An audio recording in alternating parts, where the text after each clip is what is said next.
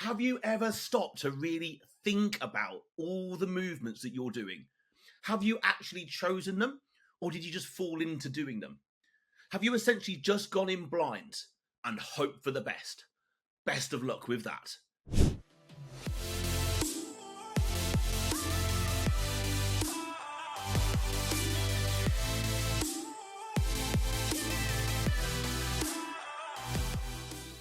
So, my name is Andy Naylor. I am founder and CEO of Naylor Body Design and your host of the Optimal Alpha podcast. And as always, welcome along to a brand new show. So today we are going to delve into exercise selection.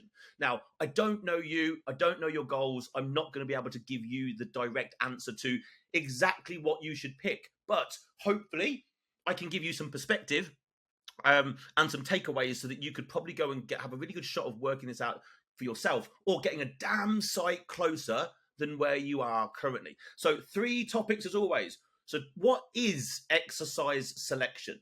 Are there good and bad movements I should be picking from? How do I actually create this and choose this all for myself? Let's delve into these. So what is exercise selection? Well, it probably is pretty self-explanatory, but it is the selection of movements we're going to do in a given day inside our given split, okay? It's the individual movements you're going to be doing for a goal, not just because you've seen everybody else doing them and that's what you think you're supposed to be doing. And granted, this is what most of us do when we start going to the gym. We watch what other people do and we copy them. And for the most part, that's not the best thing to do because the quality of training in gyms for the most part isn't the best. It's definitely getting better as education becomes better around the world and educators are able to reach more people. But it's not the best way to start. You also need to consider what order are you going to do these movements in. It makes a massive difference. You essentially start with a huge menu of choices.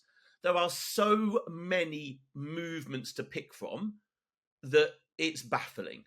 We could find so many intricate, different little ways of doing something that it can be overwhelming to know what to select to do for you. And a lot of this does come down to experience, but there are only so many great movements, and everything else is just a variation of them. So you need to know what you're picking, what you're going to be doing, and why. And why. That's what's important. So are there any good or bad movements? So essentially, yes and no. Yes and no. There's good and bad for you. That's probably the best way that I can put it. There's good and bad for me. I mean, let me give you a really obvious, simple explanation. A bad exercise for me right now would be a barbell squat. Everyone's like, well, why? Well, I have a herniated disc in my back. And it's always going to be herniated. And a barbell squat is just putting me at a degree of risk that I'm not prepared to take just to do a squat. Now, nothing against squats. They're really good if they fit you, your body, and your goal.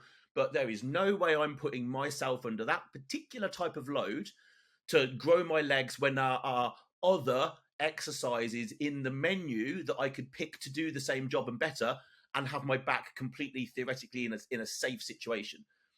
So that's good and bad for me. Now, there'll be exercises or movements that maybe put certain parts of your body in a vulnerable position at risk that are just going to be a really obvious no-brainer that you should not do them. It's going to be different for everybody. You also, good and bad comes down to what is your goal? How is your body made up? What are your limb lengths? Right? Where are the insertions and attachments of your muscles? These little things which you are not probably going to know the answer to, and that's absolutely fine. But it does mean technically that some movements are going to be more optimal for you than others. What equipment have you got available? If you've got a certain piece of equipment that does a certain job, but it is a shit piece of equipment, that would be a bad movement to do, and we'd probably want to find something that is a little bit more appropriate. That, let's say you've got a shoulder press machine, but it just puts your shoulders through a plane of movement that is really bad for your shoulders. We'd probably be better off just doing a dumbbell press. We've just taken 2 really obvious options of a shoulder press. One, because it's a machine, maybe just technically doesn't fit you. Well, immediately we've got another option. It's all completely individual.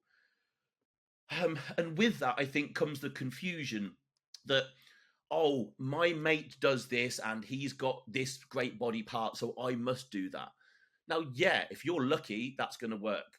But I have not seen that to be the case for the many thousands of people that we've helped. I've just seen training over the couple of decades that I've been doing this. You're going to have to do the due diligence and have the patience to work this stuff out for yourself. But what I will go on to say is in terms of movements, there are definitely some movements that technically work better with everybody's body than others. Absolutely. And this comes down to physics. Now, everything that we're doing is around physics. Like a lot of the stuff that we are using is being forced. Its force is coming through gravity. Every dumbbell that you pick up is only ever trying to go in one direction, down to the floor. That's it. That's it. It's just trying to get to the floor. How that force exerts itself on whatever body part you're trying to train might be optimal, might not.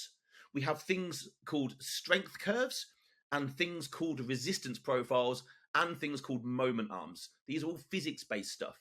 This is super geeky, and probably we're going to delve into this in another episode in itself. But what it technically means is, yeah, some movements are better than others. Some are more optimal in terms of manipulating some of the things that I've just mentioned and reducing joint forces. We are not here to train joints, as far as I'm aware, as far as I know. I don't know your particular goals, but probably not. Unless you're rehabbing a joint, that's something kind of slightly different. But if your goal is to build an optimal physique, you're here to challenge muscles. That's it. That's the goal.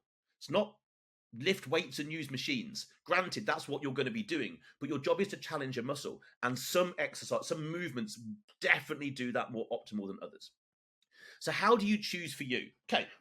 Okay. We would always want to go, well, what's worked best before? As in, do you truly know that it's worked?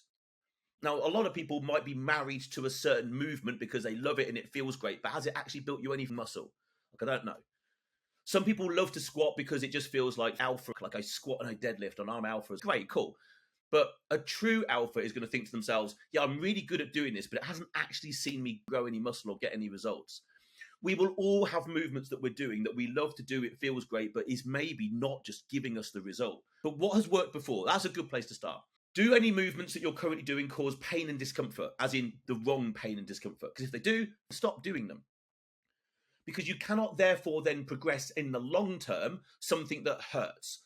There are certain shoulder movements, pressing style movements that I don't do because I know 2 days later my right shoulder is going to really hurt. And it hurts to the point where there was no point doing that exercise. The reward is not high enough. You need to think, what can you truly progress? Training is a progression. It should be a progression. So let's say you train on your own. Now, I always assume people train on their own, because if we can make something work with someone training on their own, then it's going to work in all situations. Let's take a bench press. Can you truly progress a bench press over time? Maybe, but there's going to come a point where you're going to get stuck under that bar and wriggle around, like desperately trying to get out from underneath it. It's going to happen.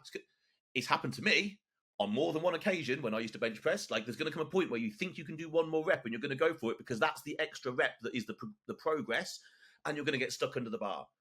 Now, God forbid it's on a decline, because then you're in real trouble. At that point, you are now in trouble. So can you safely progress this thing over time on your own? Now, let's imagine it was a dumbbell press. Yeah, because you could just go until you throw the dumbbells back down on the floor. You're never going to get stuck under them. Is that an injury risk? Yes, yeah, it is. But could you do it? Yeah, you could, if you were smart and were not an idiot. So can you truly progress it over time? What's the priorities in terms of body parts? So, of course, when we're thinking exercise selection, this is one of the things that comes up into my mind really early on. Like, what's the goal? Like, what do I need to improve? What weight not weight as in loading, but what weight do I need to put into certain areas? Like, do I need more movements for chest than I do back? For me, yes. But then we could also say, well, back is a bigger body part, so now we need more movements to hit all of that musculature, because it's a pec is a pec. Your back is made up of multiple muscles. So we've got, okay, what's the priority in terms of body part? another thing to consider here is, and this is getting, I think, to an area that I particularly like, which is we could do a movement that, say, is for back. Let's think of any kind of row, like something for your back. So let's think of any kind of like pull down movement or any row.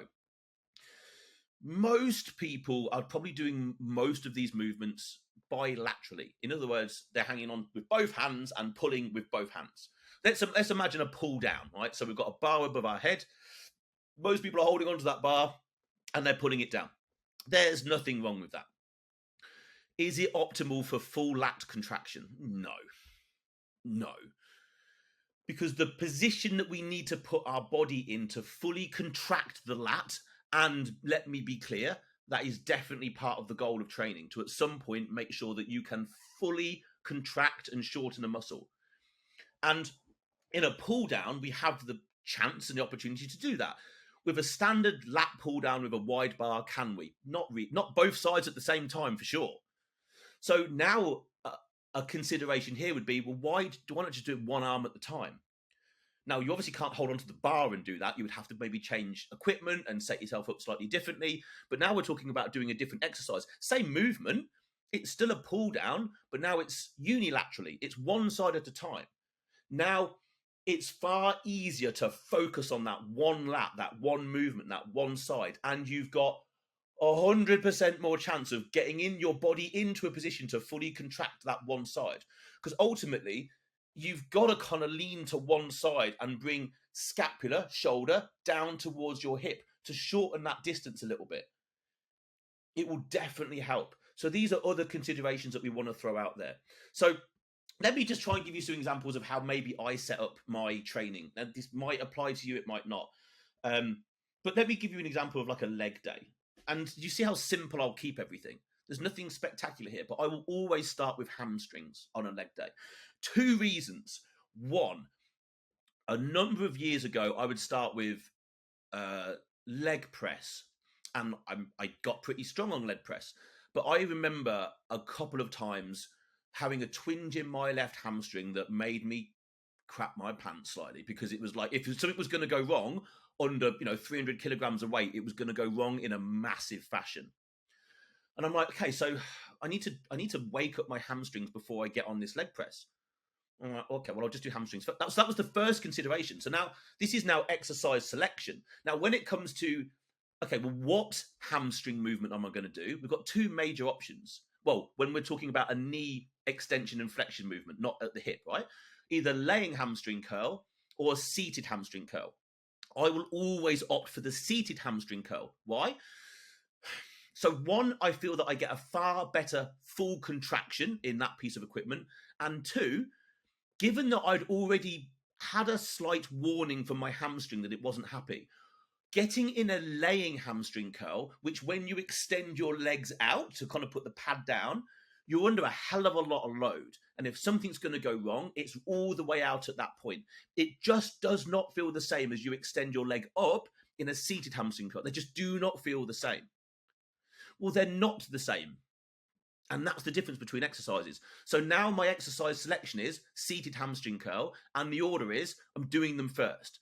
Because also, two reasons really. One, I'm warming up and getting blood in that hamstring so I don't go and do something to it when I get on the leg press. But 2, if I train my hamstrings flat out to failure, it doesn't seem to take anything away from my ability to then train my quads really hard. So I can go, and I will go and do maybe 3 sets of a hamstring seated curl, 2 very close to failure, 1 to the absolute death. Okay, and I mean the absolute death. I'll get off that, and then I'll go and do. It would either be a hat squat or a leg press for me, because like I told you, I don't squat. So I would go off and do a leg press. And now I don't get any twinging, touch wood, I will still just do that, from my hamstring. But also my hamstrings are nothing has been taken away from my ability to leg press and absolutely attack my quads because I've done my hamstrings first. So and again, the exercise selection of the leg press over a squat is, well, I would choose that because 1, I just think it's a far more optimal movement in terms of actually attacking quads and legs, because it's only my quads and legs that are taking the weight.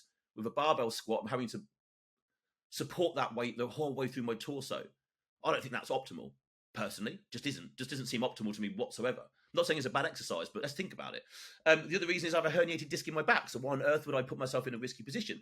So now you've seen why I've picked two particular movements and why I've put them in that order. It's logic, okay? I would then go off and do other leg exercises. Now let's take, say, for example, let's look at a back session. So for me, I would either start a back session with some sort of row or some sort of pull down. Right now, all of my rowing is both hands at the same time. And it's on a bench leaning towards a cable. Now, so when it comes to rowing and pulling, all of 80% of the exercises I pick, I am not holding on to a fixed piece of equipment. So now here's why I'm choosing certain exercises. So let's imagine we sit on a row machine. Generally speaking, it's fixed to a degree, isn't it? You're holding on to handles that are fixed onto the machine. Now, what I found is I could get particularly strong in my back, and then I would get inner elbow pain really bad. And I couldn't work, I didn't know where it came from. And eventually I worked out, because it was hurting while I was doing some of these movements, it was because I was holding on so hard and driving so much energy through my elbow so I could contract my lat, that I was starting to get, it's either golfer's or tennis elbow, whichever way around it is, but I was getting pain on the inner side of my elbow. So I'm like, okay, I need to get around this. How can I do it? I need a more natural path for my arm to go through that's not fixed. So now I use cables so much more with attachments on where I can then attach D handles that have a strap.